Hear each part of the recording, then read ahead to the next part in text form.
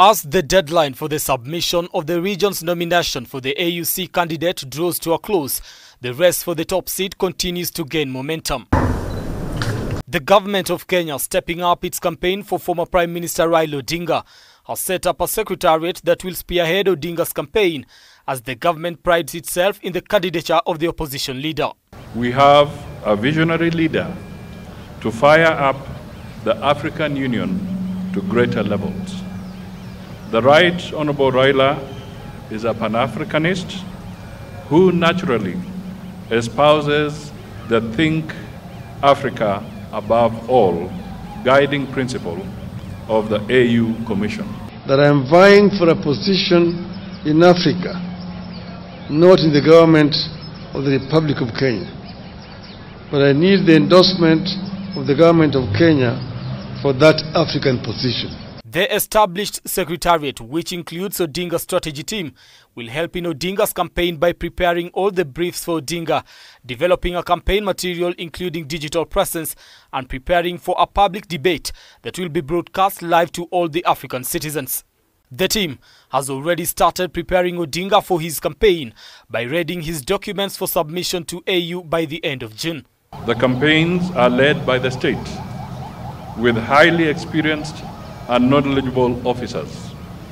The State Department for Foreign Affairs has established a campaign secretariat which includes the candidate's strategy team. Currently, the team is firming up preparatory and application documents together with requisite translations of the resume into 6 AU languages. That is French, English, Kiswahili, Arabic, Portuguese, and Spanish.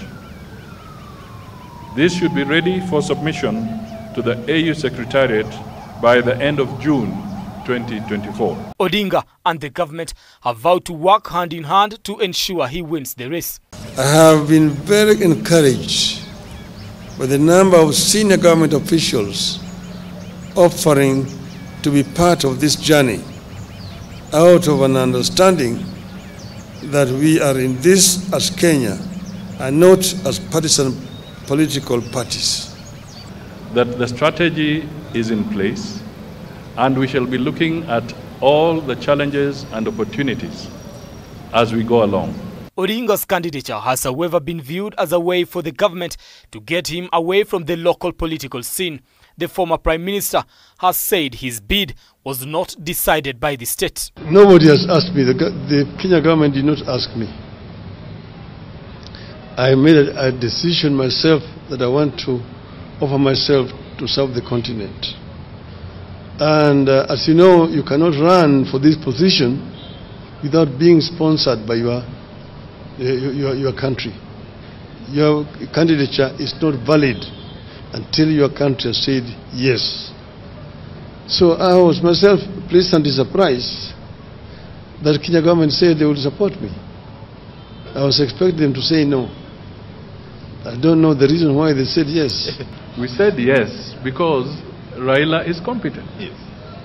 And we are looking at Kenya's national interests and Africa's national interests. The former Prime Minister believes he fits the bill as he promises to push for a more united African continent once he clinches the seat, decrying non-tariff barriers that have stood in between nations' integration with each other and promoting trade.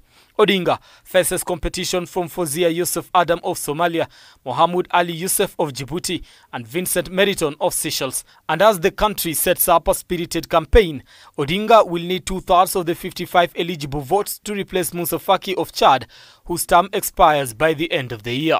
It is a campaign that has gained support from across board, and as the days draw to a close, the government of Kenya is confident that Raila Odinga is qualified enough to be the next AUC chair. Brian Amuai, K24, Nairobi.